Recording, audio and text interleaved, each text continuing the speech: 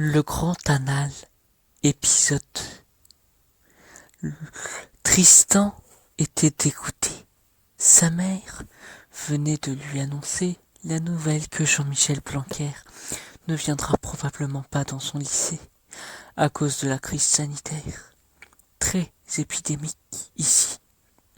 Il en parlera tout de suite à ses amis et ils essayeront tous de chercher un moyen de le consoler et le calmer. Il sait que là, il rate l'opportunité de sa vie d'être dans la même pièce que le ministre. Ses amis lui conseillèrent alors de lui dire de se reposer pour calmer ce choc fatal, qu'ils feront leur possible pour éviter ça, disent les gens sur internet.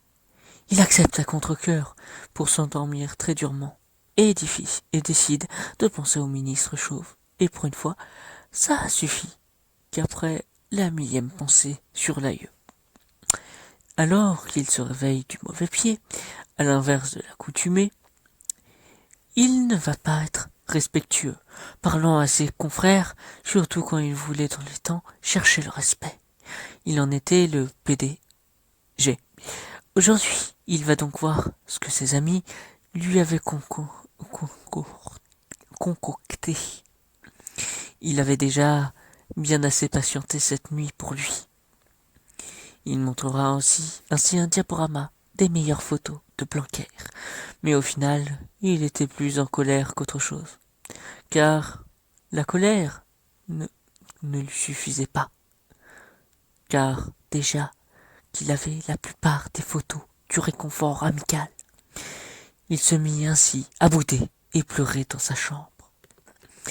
Il ne fallait pas croire que cela allait être si facile de réconforter un cœur brisé d'un enfant aimantant un ministre, dit-il. Il se disait que sa vie n'avait plus aucun sens. Il commençait même à déchirer ses postes et ses posters du ministre sans cheveux. Il tapa et cria de toutes ses forces partout, tellement la colère lui montait à la tête et était forte. Il avait une rage rouge beaucoup trop forte.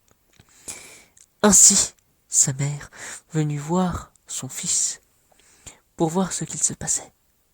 Et c'était un vrai massacre. Tristan ne tenait pas debout.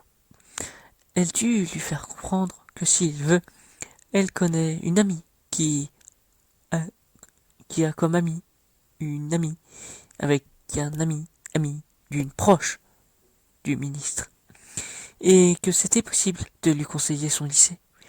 Les yeux remplis d'étoiles du côté de Tristan, quand sa mère lui avait dit qu'elle fait ça à une condition. Ses yeux étaient différents. À moins qu'il ne range pas tout son bazar, il n'aura pas son vœu jouissif. Et qu'il ne fait pas, et qu'il doit faire toutes les tâches de ménage qu'il devait faire depuis plus d'un mois. Et oui, c'est long. Il n'avait fait n'importe quoi. Cette journée n'était pas comme toutes les autres. Beaucoup de rebondissements, que ce soit dans la tête ou dans le froc du jeune homme. Sa mère en avait bien conscience et, du coup, attendait s'il était prêt à faire ça. Et, évidemment, la réponse ne fut que positive, mais est beaucoup trop exaltive. Il y avait beaucoup trop d'extase chez le jeune homme. Son fils alla directement faire ses corvées. Bien sûr, il décida donc de se dépêcher de le faire, mais proprement. Il sait que s'il laissait des saletés, sa mère laisserait tomber leur accord. Mais surtout que là, il doit se dépêcher aussi, car le grand oral arrive à grands pas. C'est prévu pour 2 jours à cause de la crise sanitaire. Il va donc charbonner jusqu'à ce qu'il est assez fatigué. Ainsi, il va en profiter pour faire une sacrée pause. Une pause bien particulière, vu que c'est pour utiliser son stylo, en s'imaginant avec Blanquer, pour le sacré jour. Il utilisera donc son stylo jusqu'à finir avec son Blanco. Il en avait mis partout, encore une fois. Il va, au final, après se remettre à refaire les tâches de ménage, demander à sa mère si elle pouvait enfin le faire. Et, au lieu de répondre, elle lui fit comprendre qu'il le sera demain s'il est sage. Alors, l'enfant était si impatient de demain, et, ayant une assez grosse estime de lui-même, ayant la grosse tête, il se disait qu'il avait très bien fait ce qui lui avait été demandé en échange.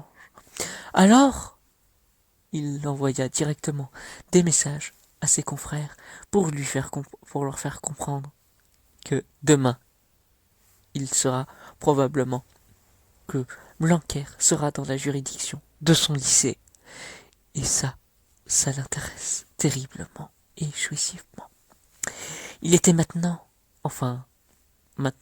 c'est évident, mais il était patient sur le fait d'attendre le lendemain. Ça a changé depuis son caractère de ce matin. Et en le racontant surtout à son ami, qui était dans le même établissement que notre protagoniste, ils étaient tous deux fiers de ce qu'il a réussi à faire, même s'ils ont encore de la rancœur de sa colère.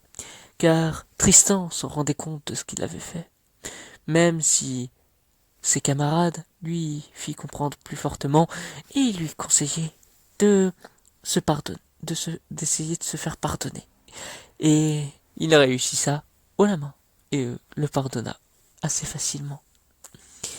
Cependant, le truc c'est que c'était bête qu'il soit aussi compréhensible. Alors, ils vont chercher à faire qu'il s'excuse, une fois encore, pour être certain de la chose, car il pourrait raconter ça juste parce qu'il adore le personnage et qu'il voulait vraiment être avec lui. Et il se réexcusa.